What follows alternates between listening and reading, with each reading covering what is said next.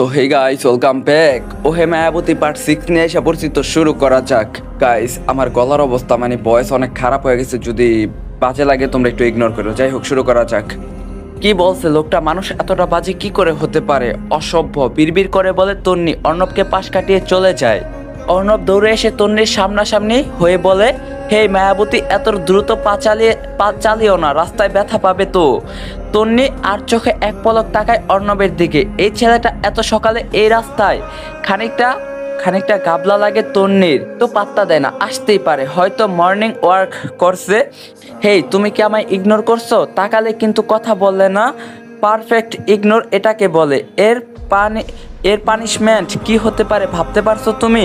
তন্নির সামনে গিয়ে পেছন দিকে হাঁটতে হাঁটতে বলে অর্ণব। তন্নি ফোঁস করে একটা শ্বাস টানে, ছোট্ট ছোট্ট চোখ করে তাকায়। খোঁচকা খোঁচকা দাড়ি আর কোকড়া চুল, লোকটাকে দেখতে মন্দ লাগে না। নিধি আপুর সাথে মানাবে খুব। আনমনে হাসে তন্নি, কিন্তু মুখে গম্ভীর বাসটা বজায় রাখে। তন্নি বলে, এটা কি ধরনের বিএফ ভাইয়া? পথ আটকে হাঁটছেন কেন? এপাশে জায়গা আছে, ওপাশেও জায়গা আছে। অর্ণব চোখ বড় বড় করে বলে, তো তুমি রাস্তাকে ব্যথা কেন দিচ্ছ? রাস্তা তো ভেঙে যাবে মায়াবতী, আস্তে হাঁটো।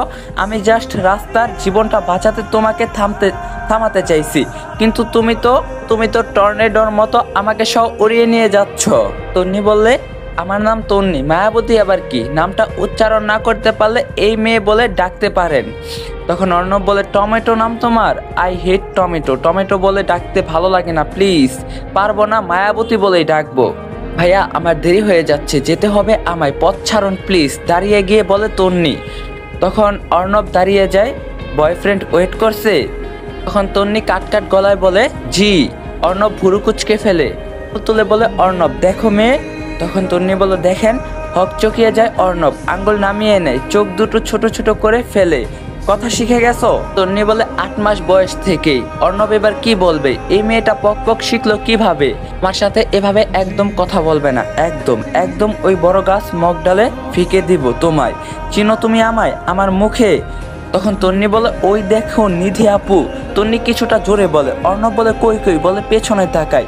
এই ফাঁকে তন্নি দৌড় দেয়। অর্ণব হকচকিয়ে যায়, মেয়েটা বোকা বানালো ওকে। এক দৌড়ে অথৈদের বাড়িতে চলে আসে তন্নি। দারোয়ান গেট খুলে চেয়ার বসে ঘুমাচ্ছে। তন্নি ভেতরে ঢুকে যায়। আশা রান্না করছে, আনোয়ার খবরের কাগজ পড়ছে। অথৈ এখনো ঘুম থেকে ওঠেনি। তন্নি মাথায় ঘুমটা ঠিক করে আনোয়ার চৌধুরীর সামনে যায়। Good morning uncle. আনোয়ার তন্নির দিকে তাকিয়ে মুচকি হাসে। গুড মর্নিং মা, বসো আমার পাশে।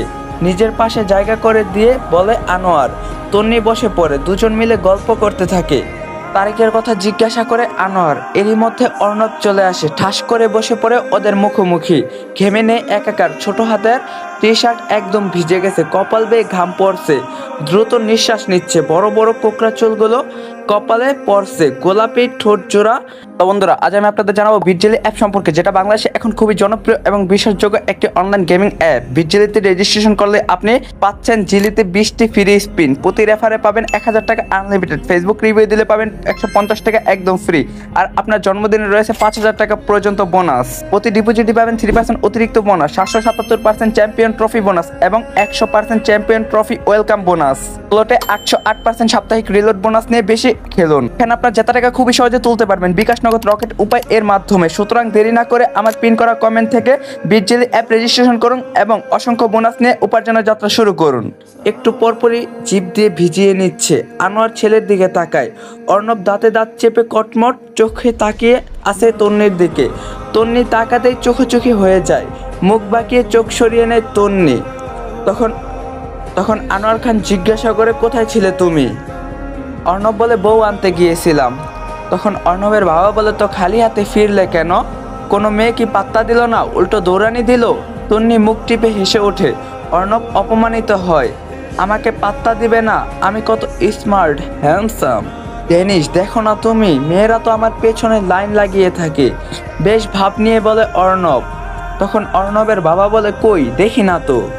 আনোয়ার পেছনে তাকিয়ে বলে। তন্নি খিলখিল করে হেসে ওঠে। অর্ণব থতমত খেয়ে যায়। এদের বলবেন না, এদের বলবেন না আঙ্কেল, ভাইয়ার গার্লফ্রেন্ড কিন্তু মাশাল্লাহ অনেক সুন্দর, একদম পরীর মতো দেখতে, আমি দেখছি। তন্নি হাসি থামিয়ে বলে। অর্ণব বিরক্ত হয়। আনোয়ার ঠাস করে খবরের কাগজ নামিয়ে ফেলে, তন্নির দিকে মুখ করে বসে।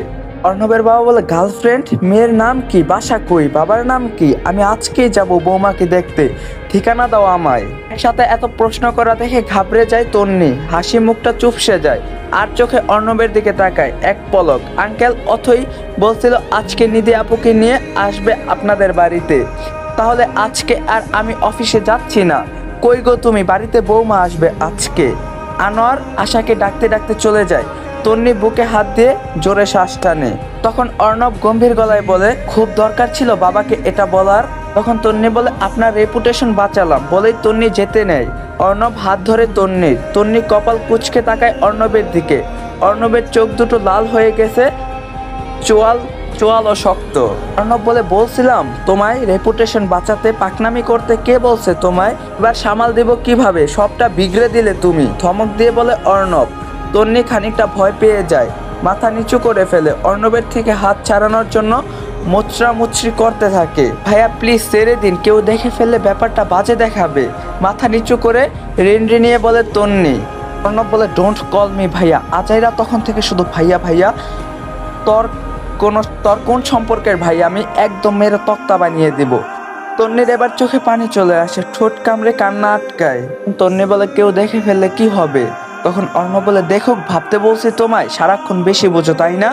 অর্ণব তন্নির চোখের পানি দেখে তন্নির হাতটা ছেড়ে দেয়। তন্নির চোখের পানি মুছে এক দৌড়ে অথৈর রুমে চলে যায়।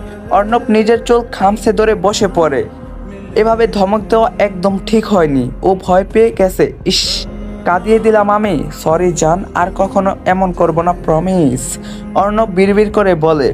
তন্নি অথৈর রুমে এসে দেখে কোলবালিশ জড়িয়ে ব্যাগরে ঘুমাচ্ছে অথৈ। তন্নি অথৈর পাশে বসে চোখের পানি মুছে ফেলে।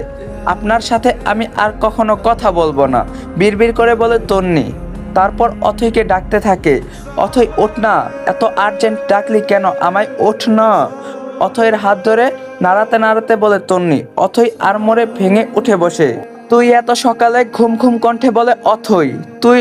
তখন তন্নি বলে, তুই তো মেসেজ করলি তাই তো চলে আসলাম। তখন অথৈ বলে, আমি কখন? আমি তো মেসেজ করিনি, ভেবেছিলাম ঘুম থেকে উঠে করব। তন্নির কপালে চিন্তার ভাঁজ পড়ে। অথৈ মেসেজ করেনি, তাহলে কে করলো? ভালো করছিস এসে, 2 মিনিট বস, আমি ফ্রেশ হয়ে আসছি বলেই অথৈ চলে যায় ওয়াশরুমে। তন্নি ভাবতে থাকে, এরই মধ্যে হড়মড়িয়ে কেউ রুমে ঢুকে পড়ে।